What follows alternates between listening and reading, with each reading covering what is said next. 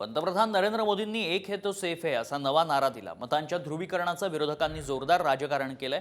या घोषणेची राहुल गांधींनी आता खिल्ली उडवली आहे। भर पत्रकार परिषदेत तिजोरी दाखवत मोदी शहांवर निशाणा साधलाय। एक है तो अदानी सेफ है।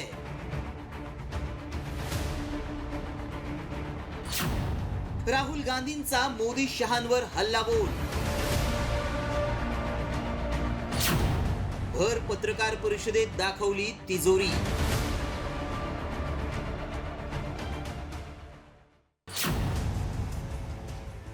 विधानसभा निवडणुकीनिमित्त राज्यात राजकीय वातावरण तापलंय।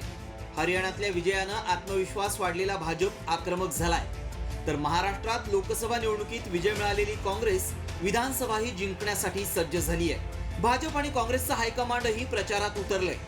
एकीकडे नरेंद्र मोदी, अमित शहा यांनी प्रचाराचा धुरळा उडवलाय, तर दुसरीकडे राहुल गांधी, प्रियंका गांधी, मल्लिकार्जुन खरगे असे काँग्रेसचे राष्ट्रीय नेते मैदान गाजवतायत। पंतप्रधान नरेंद्र मोदींनी एक है तो सेफ है असा नवा नारा दिलाय। मतांच्या ध्रुवीकरणाचं विरोधकांनी जोरदार राजकारण केलंय। या घोषणेची राहुल गांधींनी खिल्ली उडवली आहे। मुंबईतल्या पत्रकार परिषदेत सेफ म्हणजेच तिजोरीच त्यांनी सर्वांसमोर आणली। या तिजोरीतून राहुल गांधींनी दोन पोस्टर्स बाहेर काढले। एका पोस्टरवर धारावी पुनर्विकास आराखडा आणि दुसऱ्या पोस्टरवर गौतम अदानींचा फोटो दाखवण्यात आलाय। अदानींसाठीच मोदींची ही घोषणा असल्याचा टोला त्यांनी लगावलाय। ये एक लाख करोड़ रुपए का धंधा चल रहा है।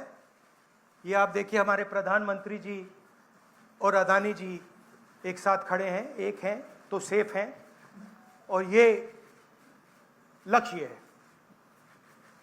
तो उन्होंने अपना नारा दिया है, हम उनका थोड़ा नारे को आपको समझाना चाहते हैं। राहुल गांधींच्या या टीकेला भाजपनेही प्रत्युत्तर दिलंय। भाजपचे राष्ट्रीय सरचिटणीस विनोद तावडेंनी एक है तो सेफ है, राहुल गांधी फेक है असा हल्लाबोल केलाय। ज्यावेळी अडाणींची मुलाखत घेतली त्यावेळी ते स्वतः म्हणाले की माझी सगळ्यात जास्त ग्रोथ राजीव गांधींच्या काळात झाली, की त्याने लिबरलाइज पॉलिसी दिल्या आम्हाला। खरं म्हणजे एक है तो सेफ है, राहुल गांधी फेक है।